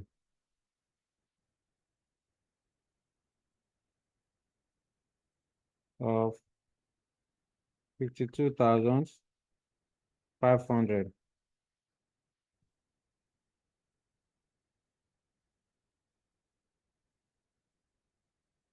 The net amount of 47,500 of the machinery. Okay, that's okay. Now let's move to the next one. The last paragraph, you are now told that the company tells you that the overseas customer is prepared to pay up to pay up to a maximum of 300,000 naira for the project, and the competitor is prepared to accept the order at that price. He also informs you the minimum that he can charge is 400,000 naira, as the above show 320,000 naira, and this does not take into consideration the cost of the machinery and profit to be taken on the project. Now, in this last paragraph, there's nothing, no calculation you need to do for that. Examiner is just explaining to you that the overseas customer is willing and ready to pay 300,000 naira for the project. And the company's competitor, Ojuelegba's competitor, is willing to accept the offer at 300,000. The argument now is that the company is saying that the minimum that they can charge on the project is 400,000 naira, because they've estimated that they are going to incur 320,000. So meaning that if they accept the 300,000, they are going to run at a loss. Remember, the company is currently operating above break-even point. So this particular paragraph has nothing to do with our calculation, but we can include it in our report. So this is the end of number A requirement. So before we move to report writing, let me hear from you if you have any question on what we have. Now, we have not even completed the table. So let's go back to our calculation. So since there is no other figure again, so let's total the numbers. Let's total the numbers. So this will be 180,000. 180,000. Thank you. So 180,000. This is the total relevant cost. So the total relevant cost for the project is 180,000 naira. Okay. So customer is willing to pay 300,000. You have identified you as an expert, management accountant as an expert. You have carried out your financial analysis and concluded that the total cost to execute this project is 180,000. That means the company will earn additional profit of about 120,000 naira. That means the project should be accepted. So let's go to B. Now, before we move to B, let me know if you have any question for me. Yes, sir. How do you arrive at 180,000? Because Add the number together. Okay. You add the numbers together. And then minus 17.5. Yeah.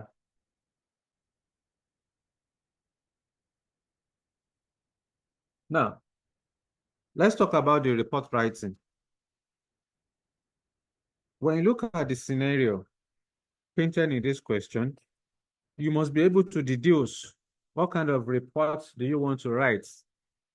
Is it a letter kind of report or a memo kind of report?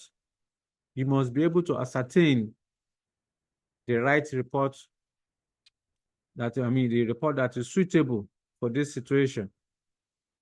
When you go to the first paragraph of the question, you are told that the company has approached you for some expert advice on Project X, a one-off order from overseas for which the company intends to tender. So the company has approached you. Who are you? Somebody will say, I'm an expert. An expert, is it an internal expert or external expert? You know, we had two different kinds of professional accountants. We have professional accountants in business. We also have professional accountants in practice. So if the company has approached you, if you are an employee of a company, okay, and you're a professional accountant, it means that you're a professional accountant in public. So a professional accountant in public is an employee embedded within the business. So you are an expert. A professional accountant in practice are the employees that work in the accounting firms, okay, like PwC,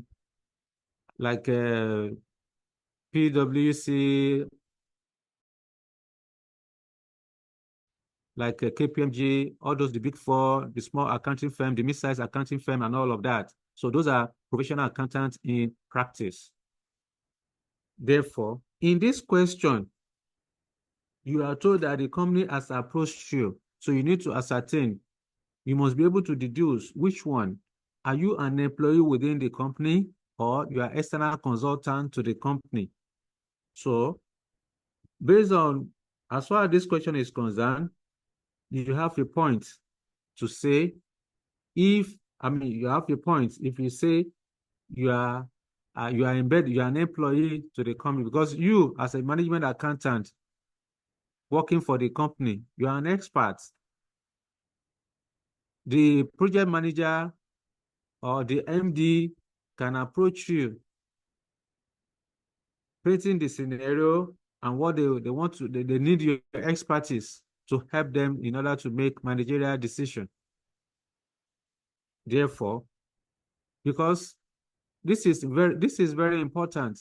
If you are writing a letter if you are writing a letter as an employee of a company, it's going to be internal memo, internal memorandum. if you are writing a letter as a consultant, as external consultant, it's going to be a kind of a report writing, not internal. So it will be a letter you are writing to the company, which you will have the addressee and the person you are writing to. But because our assumption here is that this expert is an employee of Ojuelegba Manufacturing Company PLC. So if he's an employee of Ojuelegba Manufacturing Company PLC, then it's going to be internal memo. So if you are writing internal memo, there's no need for you to be doing all those kind of writing to kind of address, at the address of the sender and the receiver. You don't need that. Okay. So there is no need for you to be doing all those salutations, dear sir, dear ma. It's not needed. If you're writing, you only do dear sir if you're writing a letter. If you're writing a letter from as an external consultant, that's when you do all those things. So when you're writing a memo, it may well be that the company, I mean, the project manager have seen the management accountant even on that day, and they can talk in the office that Joy, we just received Joy, I'm mentioning your name. Yes. So the manager can just approach, the project manager can approach Joy to say, Joy, we just received an offer from one of our overseas customers, and the customer is willing to pay 300,000 naira. The analysis we have carried out so far shows that we are going to incur 320,000 naira. But we notice that one of our competitors is willing and ready to accept the project. What do you think we do at this stage? So Joy as a management accountant, we now take up the responsibility to carry out the financial analysis and demonstrate our own expertise in order to advise the management appropriately on what to do. So it may well be that the people that have cost this project that make up the 320 are not even management accountants. So because the way an engineer will cost a project is different from the way an accountant, a management accountant, for example, will cost a project. So the short story is that we are going to assume the expert in this question is an employee of Ojuelegba Manufacturing Company. Therefore, we are writing a memo. We are writing internal memorandum. So when you are writing internal memorandum, like I said, there is no need for salutation. Dear sir, dear ma, dear auntie, dear boss, but all those things does not arise. Ignore it. Then 2, your report must be very direct, straightforward, and brief. No need for jargons, no need for story. Just go straight to the point, because management does not have time to waste and be reading voluminous reports. Just go key points, go straight to the point. It must be very brief and concise. However, your report must be complete. All the ingredients of the report must be there. All the messages that you want to communicate must be there in the report. That's why we are saying that the report must be brief and complete. Leave no content out of the report. Everything must be there. Okay, so quickly, within the next few minutes, let's write a report and see how that will be done. Okay. I believe I'm still sharing my working notes. Okay, so when you're writing the report, this internal memo, so you must show who is writing the report and to whom you are writing the report to. So I can say from management accountants, from management accountants to management. Okay, then your reports, your memo reports must have a subject. subjects. Now, in these subjects, all the students cannot have the same subjects. Whatever you deem to be your subject is what you should put down. It could be project X. It could be evaluation of project X. It could be appraisal of project X. Anything you think is appropriate as subjects is what your examiner will mark for you. But the only thing is that you cannot leave your reports without including subjects. Your memo must have a subject. So I can say here, I can say evaluation of project X. Another student can say relevant cost for project X. Okay, so whatever you have as subjects is what the examiner will mark. No penalty. It's only when you leave it blank without putting subjects, then you are not going to earn your full mark. Evaluation of project X. Then, of course, your report must have a date. Okay, you can write a date. You can say October 2020, 2025 or 2024 or 2021, whatever date, just put a date. That's the most important thing. Just put a date. Irrespective of whether it's a current year or past year or future, just put a date. That's the most important thing. Then, what else? The next thing we need to do is to now begin to write our reports. Okay? Remember, like I mentioned, there is nothing like, dear sir, no salutation. Salutation is not needed in this case. Okay? No salutation is needed. So, what do? How do we write our reports? I can come here to say, I can say re-evaluation of project X.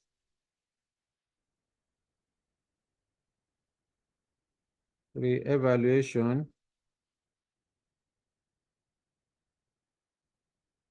of project X. Now, when you want to write your reports, you can either use slant formats or you use block formats. All those, your knowledge when you were undergraduates, or even from secondary school, all those reports writing and all of that, they are still relevant here. So just be professional. Okay, that's all. So if you are using block formats, you have to be consistent with block formats. If you are using slant formats, be consistent with slant formats. Okay, don't mix the two. Then what's the next thing? Now, remember in the introduction to this question, you are told that Ojo Elegba Manufacturing Company Limited has approached you for expert advice.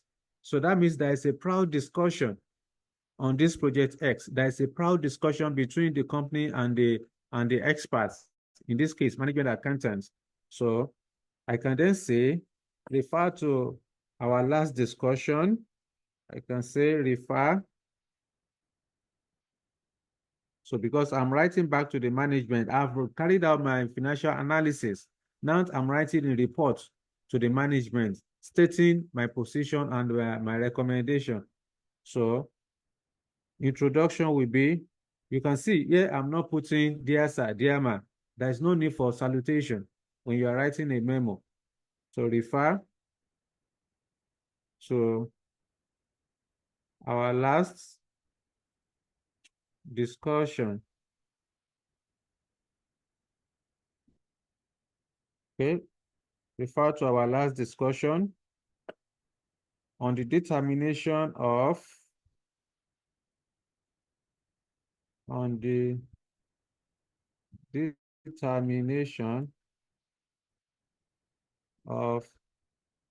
the financial and economic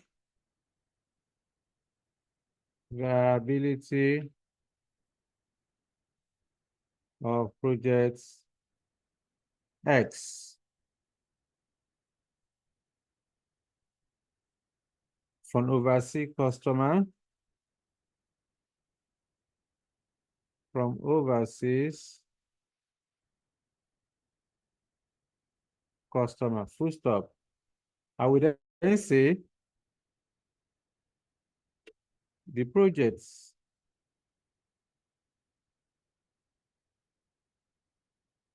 has been evaluated considering the relevant costing or considering relevant costs for decision making. That's an introduction. That's an introduction. So I've told the management, based on our last discussion, that I've carried out the financial and economic analysis of Project X from overseas customer, and that I've evaluated the projects on the basis of relevant costs for decision making. The management I'm writing to, the management I'm writing report to does not know anything about relevant costing for decision making. So I need to explain what is relevant costing. So at this point, the next thing I need to do is to explain the meaning of relevant costing.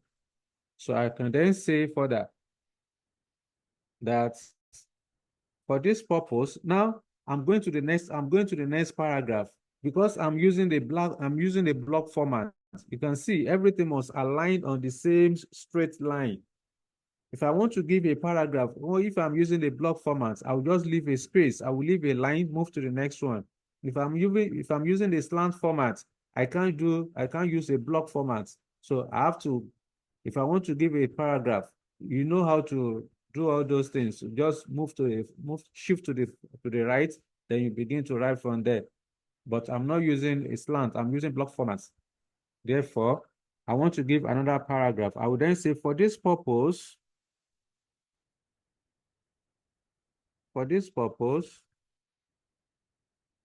relevant costs are costs that are directly attributable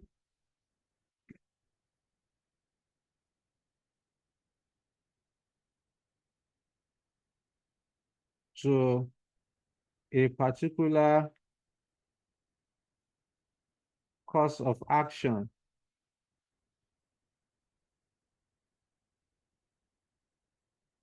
in making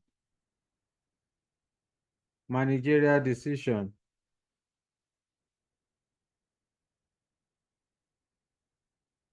Okay.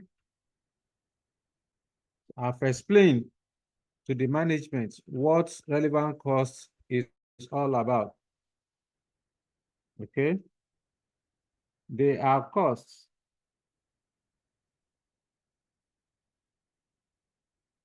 that will be incurred purposely as a result of the decision taking. So they are specific to that course of action. So that's another point I've made. Now that I've explained what relevant cost is all about, I need to go further. I will then refer to my analysis that I've carried out above, how I arrive at my 180,000 naira. So I can then say, consistent with the calculation above, with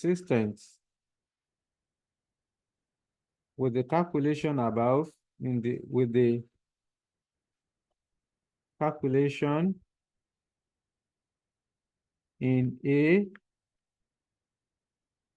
above, the total relevant cost.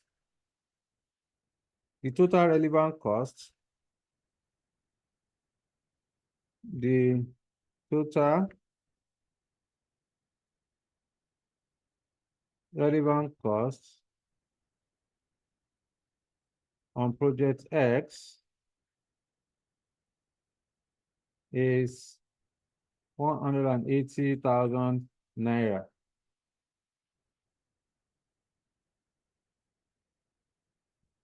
Hence, the project should be accepted. Hence, the project should be accepted since the total relevant cost is below the contract price. Hence, the project should be accepted since the total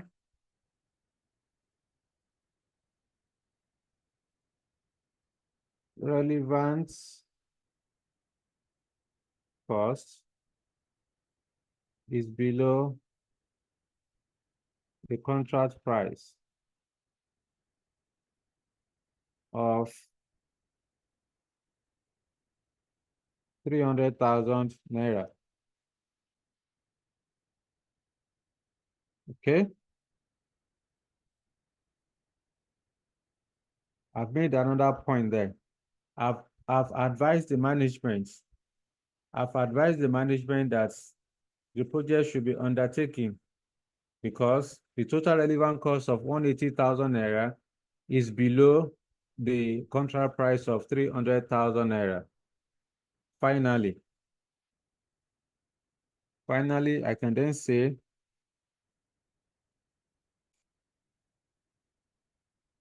since our company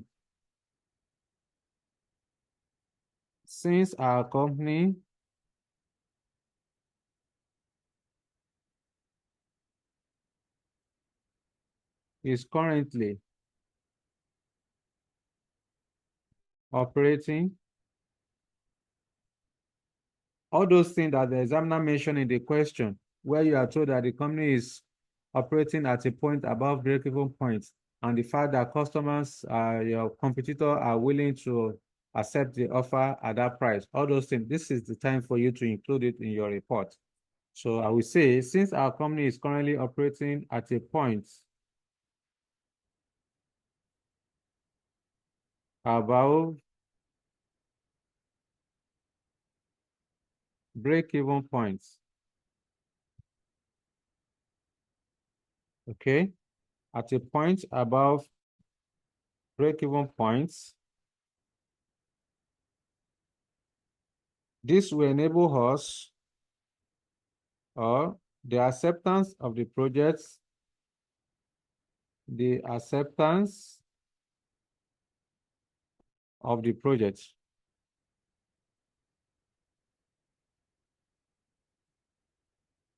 will enable us to earn additional profits of 120,000 naira. That is 300,000 naira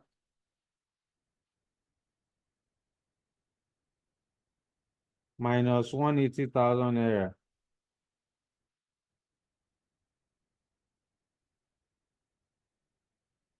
Okay. Take into consideration that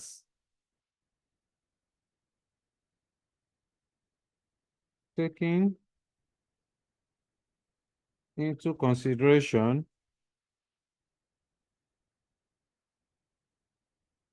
that our competitor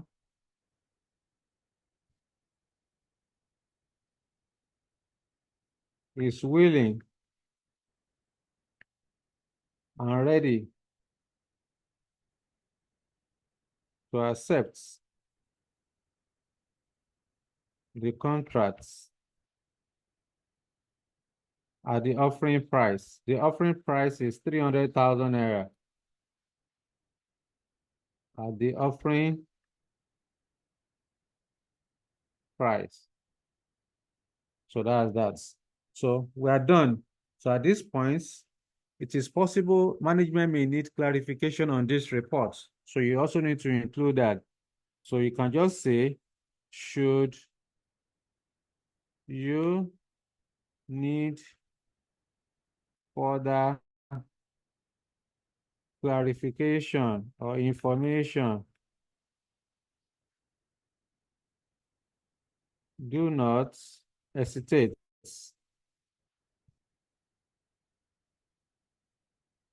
to contact me.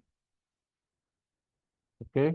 If management need further clarification, so do not hesitate to contact me. That's all. I can then say, there's no need for you to say yours sincerely, yours faithfully, yours love, yours truly. You don't need it. You are working in the same organization, so there is no need for all of that. So I can just put my name. I can say, let me see the name on this list. I can say I have Ade Shakin, I have Adewumi, I have Amarachi. Okay, let me combine your name. I need Wazobia. Let me use Wazobia. I can't see anywhere here. I can only see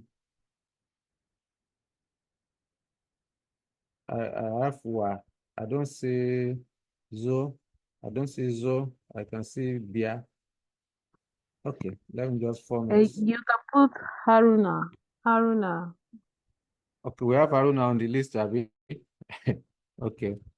No, there's no Haruna. I'm just suggesting.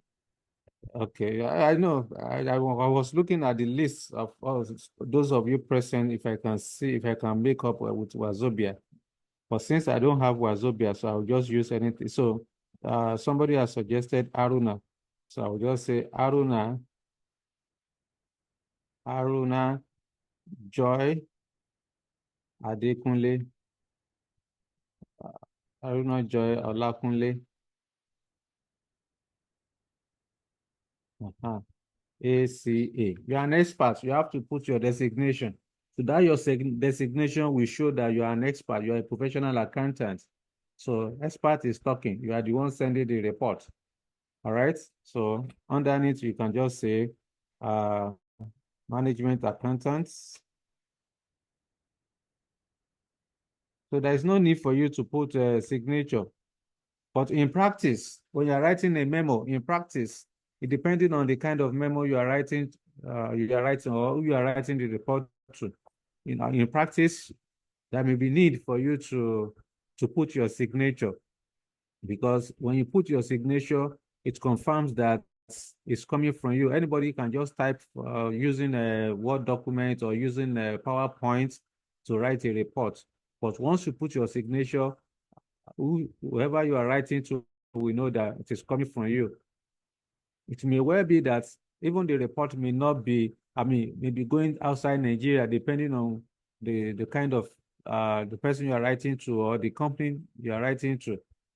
So say, for example, for a multinational company that has a subsidiary in Nigeria, if the report is going to the headquarters outside Nigeria, the local management will need to append their signature, put their name, put their signature to confirm that they have, because in the report, in the memo you are writing, the name, the preparer of the report, the reviewer of the report, all the people that have participated in the report, their name must be there when you are sending it to the head office or to the headquarters. Okay, so just to be sure that this report has been properly reviewed and is okay, is confirmed okay, because management does not have time for frivolous things. All right, so that's that. That's end of the question. That's end of the question. Let me know, please, if you have any question for me. Let me know if you have any question for me. So immediately I'll go back to the calculation. Okay.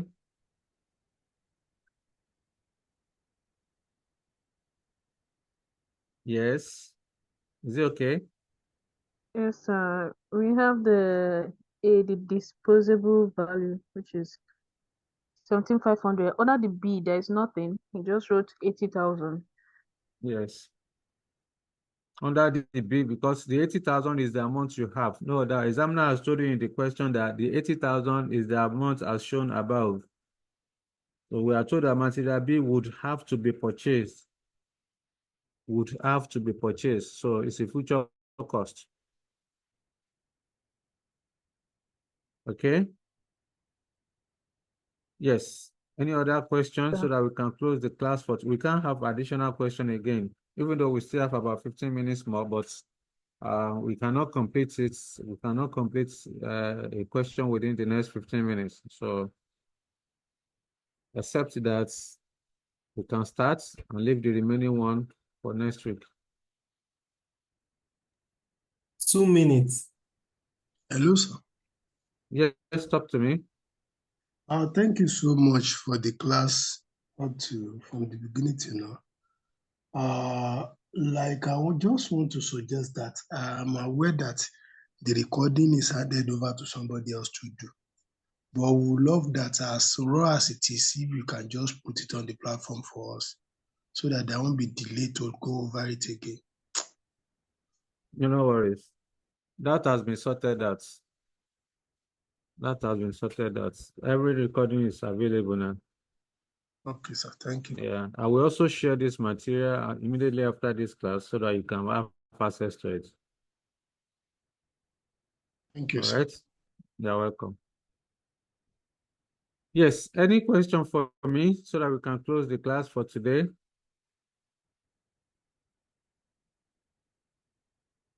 All right. So in the absence of no further question, I want to say thank you everyone that participated today. I will see you again next week, Monday, by the grace of God, when we shall continue with relevant costing. As it is now, we have only solved one illustration. We have other bigger questions, okay? So that can last for 1 hour each. So it's possible we may not complete this topic next week, Monday. But in any case, we have started. So thank you, guys. Ashwaju will be available on Wednesday to take you pricing decision. I will see you next time by the grace of God. Good night. Good night, sir. Thank you, sir. Good night, You're sir. welcome. You're Good night. welcome. Good night. Good Good night.